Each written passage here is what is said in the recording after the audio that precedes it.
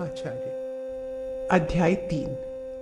एक ही शरीर में विद्यमान नर और नारी। ऑस्ट्रिया की एक खिलाड़ी युवती एरिका का लिंग परिवर्तन ऐसे ही हुआ था।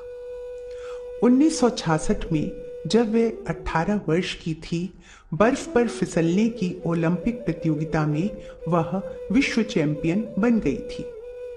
1967 में पुनः वह प्रतियोगिता में भाग लेने की तैयारी कर रही थी। उसी बीच में सभी प्रतियोगिताओं के साथ उसकी भी शारीरिक जांच हुई। तब डॉक्टरों ने बताया कि तुम्हारे भीतर का पुरुष व्यक्तित्व विकसित हो चुका है। एरिका खिलाड़ी थी, साहस उसमें भरपूर था। उसने विचार किया कि इस स्थिति में लड़की ही बने रहने पर जीवन में अनेक कठिनाइयां आएगी। एक कठिनाई तो सामने ही थी। उसे यह कहकर प्रतियोगिता में भाग लेने से रोक दिया गया कि डॉक्टरी रिपोर्ट के नतीजों के आधार पर अब तुम्हें लड़कियों वाली प्रतियोगिताओं में सम्मिलित होने के लिए अयोग्य ठहरा दिया गया है। एरिका ने अपना ऑपरेशन कराने का निर्णय कर लिया। 7 महीनों तक ऑपरेशन और उपचार का क्रम चला। इसके बाद उसकी अस्पताल से छुट्टी हुई। अब वह एरिक नाम का एक पूर्ण विकसित लड़का था। नया जीवन वह उसी कुशलता से जीने लगा। उसने रीनेट नामक एक लड़की से 1975 में विवाह किया। 1976 में एरिक एक बच्चे का पिता बन गया। अपनी पत्नी और संतान के साथ वह ऑस्ट्रिया के सेंट अर्बेन शहर में सुखी गृहस्थ जीवन जी रहा है और एक होटल तथा बर्फ में फिसलने का प्रशिक्षण देने वाला एक स्कूल चला रहा है। अपने देश में सोलन शहर के निवासी जियालाल सुनार की तीसरी लड़की सुनीता के 4 वर्ष की उम्र में ऑपरेशन के उपरांत पुरुष बन जाने की घटना ताजी है। सितंबर 78 के प्रारंभ में उसका ऑपरेशन 6 डॉक्टरों ने किया। 4 वर्ष की थी। डॉक्टरों ने देखा कि उसके मूत्र मार्ग को पुरुषों के मूत्र मार्ग में बदलना एक ऑपरेशन द्वारा संभव है। दूसरे सभी लक्षण उसमें पुरुष के ही विद्यमान थे। ऑपरेशन के बाद सुनीता लड़का हो गई।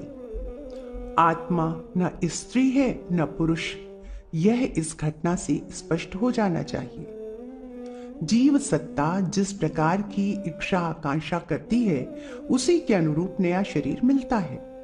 भारतीय दर्शन की यह मान्यता है। अचेतन मन में व्यक्ति जिसका विश्लेषण अपने आप भी नहीं कर सकता, यदि इस तरह की आकांक्षा प्रबलतम रूप में घुमड़ रही हो, तो यह परिवर्तन इसी जीवन में परिलक्षित हो जाता है। 1934 में प्रकाशित अपनी उपलब्धियों के प्रसंग में फ्रांसीसी सर्जन डॉक्टर एम्ब्रोज पारे और मांतेग्ने ने जार्मे गार्नायर नामक एक 15 वर्षीय लड़की के एकाएक पुरुष योनि में बदल जाने की घटना का उल्लेख किया है। जार्मे गार्नायर का जन्म विट्री-ले, फ्रांस में हुआ। वह प्रायः सुअर चराने का काम करती थी। 15 वर्ष की आयु में एक दिन वह जंगल में सुअर चरा रही थी। उसके सुअर किसी किसान के खेत में घुस गए। खेत के किनारे किनारे ऊंची खाई थी। जार्मे गार्नायर को पता चला तो वह भागी और रास्ते में पड़ रही खाई को लांघने के लिए जोर से कूदी। कूदने पर उसे पेड़ों में जोर का धक्का लगा, जिससे उसे यह जान पड़ा मानो उसकी आंतें फटकर बाहर निकल पड़ी हों। लड़की दर्द से चीख उठी। कुछ लोगों ने उसे उठाकर घर पहुंचाया। डॉक्टरों को बुलाया गया। उन्होंने परीक्षा की और बड़े आश्चर्य के साथ घोषित किया कि लड़की लड़का बन गई है। डॉक्टर ने निरीक्षण करके बताया कि उसके पेड़ों में पुरुष जननेंद्रिय का विकास काफी दिनों से हो रहा था। डॉक्टरों ने इस बात पर आश्चर्य किया कि मनुष्य शरीर की मूलभूत इकाई में दोनों प्रकार के गुणसूत्र किस प्रकार पाए जाते हैं। इस घटना से सारे नगर में तहलका मच गया और वहां एक विशेष गीत गाया जाने लगा, जिसका यह अर्थ होता था, जोर से मत उछलो नहीं तो लड़का बन जाओगी। इस घटना के बाद जार्मे गार्नायर का एक पादरी द्वारा विधिवत नाम संस्कार कराया गया और तब वह जर्मी मेरिया हो गया। इंग्लैंड से छपने वाले साप्ताहिक पत्र पियर्सन में एक लेख छपा जिसका शीर्षक कुमारी कॉपकोवा से श्री कॉबेक है। कुमारी जेंकन कॉपकोवा चेकोस्लोवाकिया की प्रसिद्ध महिला खिलाड़ी थी। यौवन में प्रवेश करते समय नारियों के विशेष लक्षण उभरते हैं, पर इनके साथ उल्टा ही हुआ। प्रारंभ में स्तन थे, वे छोटे होने लगे। पेड़ों में उन्हें प्रायः दर्द हुआ करता। डॉक्टरों को दिखाने पर पता चला कि उसके शरीर में पुल्लिंग विद्यमान है। तब उसने अपना ऑपरेशन कराया। ऑपरेशन में कोई कष्ट नहीं हुआ और वह विधिवत स्त्री से पुरुष बन गई। यह घटना यह बताती हैं कि मनुष्य के शरीर का विकास करने वाला पहला कोश सेल स्त्री पुरुष दोनों की संभावनाओं से परिपूर्ण था। लिंग वाले लक्षण बीज जीन्स में से पहले एक उभार में आया, पीछे दूसरे ने उभार कर लिया और उस मनुष्य ने इसी शरीर में यौन परिवर्तन कर लिया। अनेक बार शारीरिक दृष्टि से यौन परिवर्तन नहीं होता, शरीर पुरुष का ही रहता है, पर गुणसूत्र क्रोमोसोम्स स्त्री के गुणों वाले विकसित हो जाते हैं। ऐसी अवस्था में पुरुष शरीर में रहने वाली चेतना भी स्त्रियों जैसे काम करती रहती है। उसे उसी में अच्छा लगता है। कदाचित यह पद्धति बदलनी पड़े तो उसमें उसे दुख होता है। ऐसी अनेक घटनाएं मिस्ट्रीज ऑफ सेक्स नामक पुस्तक में श्री C.J.S. टॉमस द्वारा दी गई हैं। पेरिस के एक सरकारी पदाधिकारी में यह गुण असाधारण रूप में था। वह अपनी ड्यूटी के घंटों के अतिरिक्त जब घर में होता तो प्रायः हमेशा ही स्त्रियों के कपड़े पहनता, वैसे ही बातचीत करता। मुख के हाव भाव भी बिल्कुल स्त्रियों जैसे ही होते। 1926 में वह कई दिन तक घर से बाहर नहीं निकला। तब पुलिस ने संदेह में घर का ताला तोड़ा। उसने आत्महत्या कर ली थी। मृत्यु के कारणों का तो पता नहीं चला, पर छत से लटकने तक वह जो वस्त्र पहने था उनसे नारी वृत्ति का गहरा परिचय मिलता था। अन्य वस्त्रों की बात तो दूर रही, उसने अंडरवियर और मोजे दस्ताने भी स्त्रियों के ही पहने थे। बाल भी वह स्त्रियों जैसे ही सजाए हुए था। 1923 में अमेरिका में एक दुर्घटना घटी। टैस्मर नामक दंपत्ति पर किन्हीं बदमाशों ने आक्रमण कर दिया। आक्रमणकारियों में एक स्त्री भी थी जिसे श्रीमती टैस्मर ने पहचान लिया।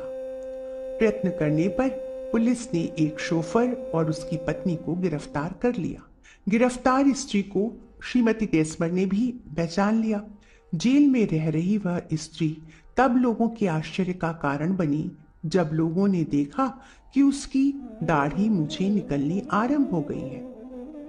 पुलिस ने जांच की तो पता चला वह बदमाश पुरुष है। उसे स्त्री वेश हाव भाव इतने पसंद थे कि वह छोटी अवस्था से ही स्त्रियों जैसा रहता। इस पर घर वालों ने उसे निकाल दिया।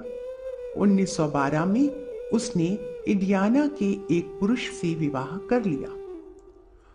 उसका स्वर बिल्कुल स्त्रियों जैसा था, इसलिए उसे कई बार स्त्रियों के मध्य गाने का अवसर भी मिला। 12 वर्ष बाद उसने एक लड़की से भी विवाह कर लिया। इस पर उसका पति नाराज हुआ, पर बाद में तीनों साथ साथ रहने को सहमत हो गए। टॉमस नामक लेखक ने इस व्यक्ति के संबंध में लिखा है, उसमें पुरुषत्व के कोई भी लक्षण नहीं थे। इंग्लैंड की बेबी जेम्स तो इतिहास की एक मनोरंजन घटना बन गई। बेबी जेम्स को पुरुषत्व के हाव भाव बहुत पसंद थे। उसने अपना अस्तित्व आजीवन छिपाए रखकर हॉस्पिटल में डॉक्टर का काम किया। कॉलेज के दिन भी उसने पुरुष वेश में ही बिताए। 1819 में वह स्टाफ सर्जन के रूप में भर्ती हुई और उन्नति करते हुए 1851 में डिप्टी इंस्पेक्टर जनरल, 1858 में इंस्पेक्टर जनरल के उच्च पद तक पहुंची। जब उसकी मृत्यु हुई तब जाकर पता चला कि आजीवन पुरुष का सफल अभिनय करने वाला इंस्पेक्टर जनरल पुरुष नहीं, स्त्री था। इतिहास के यह पृष्ठ हमें यह सोचने के लिए विवश करते हैं कि शरीर का आत्मा के लिए कोई महत्व नहीं। चेतना मन और विचार है और वह इच्छा अनुसार स्त्री या पुरुष हो सकता है। इच्छाएं यदि अविकसित रहें तो परिवर्तन एक शरीर में से ही दूसरे शरीर में हो सकता है। कुछ समय पूर्व अमृत बाजार पत्रिका में एक समाचार छपा था कि हैदराबाद सिंध की शेरपुर रियासत में गंबात के पास के एक छोटे से गांव में काबू नामक 18 वर्षीय लड़का अचानक लड़की हो गया। इससे अब स्त्रियों की तरह मासिक धर्म भी होने लगा है और वह स्त्री के समान गर्भ धारण करने की क्षमता से भी परिपूर्ण है, जबकि जन्म से उसके शरीर में ऐसी कोई संभावना न थी। विकासवाद में अंगों और जंतुओं के लुप्त होकर दूसरे जीवों में क्रमिक रूप से विकसित हो जाने की समय सारणियां ही लंबी हैं। कई परिवर्तन तो 1-1 लाख वर्ष में होते पाए गए हैं, जिनकी सत्यता कभी प्रमाणित नहीं हो सकती। उस समय का कोई जैविक बायोलॉजिकल इतिहास उपलब्ध न होने से यह नहीं कहा जा सकता कि विकास की कल्पना सत्य होगी ही। हड्डियों और ढांचों के बारे में समय संबंधी मान्यताएं गलत भी हो सकती हैं, पर यह प्रत्यक्ष घटनाएं तो इस बात का स्पष्ट प्रमाण है कि आत्मचेतना अपने आप में विलक्षण शक्ति है और वह इच्छा अनुसार शरीर धारण करने में समर्थ है। कई बार इच्छाएं स्वयं अनिर्णीत रह जाती होंगी और इस तरह वह ऐसे गुणसूत्रों में फंस जाती होंगी जिनमें स्त्री व पुरुष दोनों के वंश बीच विद्यमान रहते होंगे। शरीर में आकस्मिक परिवर्तन इसी आधार पर होना संभव है। नील्स होपर ने मैन इनटू वुमेन नामक ग्रंथ में ऐसी अनेक घटनाएं प्रस्तुत की हैं और अपनी सम्मति देते हुए लिखा है, यह घटनाएं सचमुच मानव जीवन के अस्तित्व को और भी रहस्यपूर्ण बनाती हैं। लगता है कोई ऐसी सत्ता प्रकृति में काम कर रही है जो अपने आप व्यक्त होने में समर्थ है। उसका स्वरूप और शरीर विचार में ही हो सकता है। ऐसी घटनाएं भारतीय संस्कृति के इतिहास में भी कम नहीं है। महाभारत में शिखंडी के स्त्री से पुरुष में परिवर्तित होने का वर्णन आता है। पांचाल नरेश द्रुपद को रुद्र के आशीर्वाद से एक कन्या हुई। रुद्र की आज्ञा अनुसार राजा द्रुपद और उनकी रानी के अतिरिक्त यह भेद और किसी को भी प्रकट नहीं हुआ। शिखंडी का पालन पोषण राजकुमारों की तरह ही हुआ। युवावस्था में पदार्पण करते ही राजा द्रुपद ने शिखंडी का विवाह दशार्ण के सम्राट हिरण्यवर्मा की पुत्री से कर दिया, किंतु राजकुमारी को शिखंडी के संपर्क में आते ही पता चल गया कि वह स्त्री है। उसने यह बात अपने पिता तक पहुंचा दी। शिखंडी को इस बात का पता चला तो उसने दुखी होकर गृह परित्याग कर दिया। वह वन में जाकर तप करने लगा। तप करते हुए शिखंडी की व्यथा इस थूणा कर्ण नामक यक्ष को मालूम हुई। उसने शिखंडी की शल्य चिकित्सा की और उसे पुरुष बना दिया। सूर्य पुत्र वैवस्वत मनु के पुत्र का नाम सुद्युम्न था। सुद्युम्न एक बार जंगल की ओर गए।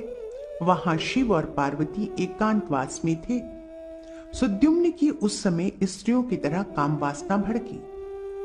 यो पौराणिक कथा यह है कि शिव ने शाप देकर उसे स्त्री बना दिया, पर ऐतिहासिक तथ्य यह है कि शिव ने औषधि द्वारा उसके प्रसुप्त नारित्व के लक्षणों को जागृत कर दिया था। इससे वह लड़की बन गया और उसका नाम इला पड़ गया। महान सौंदर्यशाली राजकुमार पुरुरवा का जन्म इस यौन परिवर्तित इला के गर्भ से ही हुआ था। ये पौराणिक कथाएं पढ़कर लोग भारतीय धर्म और उसकी आख्यायिकाओं को कल्पना की विलक्षण उड़ान कहकर हंसते और टालते हैं। पर जब वही बात विज्ञान और वर्तमान प्रमाणों के द्वारा सत्य होती दिख पड़ती है, तब वेदों और पुराणों की वैज्ञानिकता को स्वीकार नहीं किया जाता। वही बातें भारतीय संस्कृति और अध्यात्म के लिए अंधविश्वास बन जाती हैं, जबकि विज्ञान के लिए सत्य और तथ्य बातें दरअसल दोनों एक ही हैं। इंग्लैंड में मिडिल ग्रेट स्ट्रीट यारमाउथ नगर की दो बहनों की घटना विलक्षण है। एक का नाम था मार्जोरी और दूसरे का डेजी फेरो। मार्जोरी तब 13 वर्ष की थी और एक आर्ट कॉलेज में पढ़ती थी। तभी उसे अपनी आवाज कुछ भारी और शरीर में विचित्र परिवर्तन से अनुभव हुए। विवश होकर उसे डॉक्टरों की शरण लेनी पड़ी। डॉक्टरों ने उनके शरीर में पुरुषत्व के लक्षण उभरते देखे। लंदन के एक अस्पताल में उसकी चिकित्सा हुई और वह लड़की से लड़का बन गई। अब उसका नाम मार्क रखा गया। मार्क और डेजी फेरो कुछ दिन भाई बहन की तरह रहे, पर इसी बीच मार्क वाली शिकायत उससे भी उठ खड़ी हुई और उसका भी डॉक्टरों को ऑपरेशन करना पड़ा। मार्क की तरह डेजी फेरो भी लड़का बन गई। उसका नाम डेविड रखा गया। दोनों बहनें दो भाई हो गए और दोनों ने बाद में पुनः लड़कों के स्कूल में साथ साथ शिक्षा ग्रहण की। इस घटना के पीछे भी वही रहस्य है जो उन पौराणिक घटनाओं के पीछे थी। इन्हें कोई भी व्यक्ति अंधविश्वास नहीं कहता, क्योंकि यह आधुनिक है। यदि ये घटनाएं सत्य हैं, तो भारतीय अध्यात्म की आख्यायिकों को भी सत्य ही मानना पड़ेगा। पुराण काल विज्ञान के विकास का चरम काल था। उस समय इन घटनाओं द्वारा वही बातें प्रमाणित की गई थीं जो आज की जा रही हैं। अमैथुनी सृष्टि वस्तुतः आत्मचेतना का यथार्थ इतिहास है। उसमें गहन आध्यात्मिक रहस्यों का प्रवेश है, जिन्हें विज्ञान क्रमशः खोलता जा रहा है। यौन परिवर्तन, कृत्रिम गर्भाधान। समाचार पत्रों में छपी कुछ और घटनाएं इस प्रकार की हैं। कैलाश नगर अगरतला निवासी एक क्लर्क की 6 वर्षीय पुत्री सुमित्रा के शरीर में काफी दिन से ही विलक्षण शारीरिक परिवर्तन के चिन्ह प्रकट हो रहे थे। पिता ने अस्पताल में परीक्षण कराया। डॉक्टरों ने बताया कि बालिका का यौन परिवर्तन हो रहा है। बाद में लड़की पूर्ण लड़का बन गई। नील्स होपर ने अपनी पुस्तक मैन इनटू वुमेन में लिखा है कि ड्रेसडेन, जर्मनी के शल्य चिकित्सक डॉक्टर वार्ने कुत्स ने जिस इनर वेलनर नामक डेनिश चित्रकार को पुरुष से स्त्री बना दिया, उसका वृत्तांत भी कम मनोरंजक नहीं। इनर वेलनर जब 20 वर्ष का था, तभी उसने अपने साथ पढ़ने वाली एक लड़की से गंधर्व विवाह कर लिया। चित्रकार के हाव भाव बहुत कुछ स्त्रियों जैसे थे। यह देखकर पत्नी प्रायः मुस्कुराया करती, पर तब तक उनके दाम्पत्य जीवन के सुख में किसी प्रकार का अंतर नहीं आया। एक दिन इनर को उनकी स्त्री ने हंसी हंसी में अपने कपड़े पहना दिए। इन कपड़ों में इनर बिल्कुल लड़कियों जैसा लगा। पिछले उसे स्त्रियों के वेश में देखकर उसके मित्रों ने उसका नाम भी स्त्रियों जैसा रख दिया। अब वह लिली नाम से पुकारा जाने लगा। यह नाम मानो उसके लिए ही चुना गया था। अंत तक वह स्थायी रह भी गया, क्योंकि उसके भीतर सचमुच एक नारी का व्यक्तित्व छिपा था। समय बीतने के साथ साथ वह लक्षण और स्पष्ट होता गया। उसकी मानसिक प्रक्रियाएं तो तेजी से नारी के स्वभाव में बदलती गईं। उसे अपने ही यौन अंगों के प्रति विलक्षण आकर्षण होता। इसे कुछ लोग उसकी मूर्खता और वहम बताते। कई शल्य चिकित्सकों ने तो उसे मूर्ख कहकर अपने यहाँ से भगा भी दिया। वर्तमान विज्ञानवेत्ताओं का ध्यान प्रकृति की इस विलक्षणता की ओर गया होता कि उसके प्रत्येक कण में पुरुष और नारी भाव छिपा पड़ा है। तो वे विकासवाद को यूं ही गले का हार न बनाते। वे यह भी सोचते कि जिस प्रकृति में विलक्षण सत्यों के लिए स्थान है, वह स्वतंत्र पुरुष या स्त्री का अमैथुनी निर्माण भी कर सकती है। फरवरी 1930 में इनर की अवस्था बहुत गंभीर हो गई। उसने आत्महत्या करने तक का निश्चय किया। सौभाग्य से इन्हीं दिनों ड्रेसडेन के डॉक्टर वार्निकुट्स पेरिस आए हुए थे। सो इनर के कई मित्रों ने उनसे परीक्षण कराने की सलाह दी। इनर ने ऐसा ही किया। वार्निकुट्स ने उसके शरीर की परीक्षा करके बताया कि उसके शरीर के भीतर स्त्री और पुरुष दोनों के ही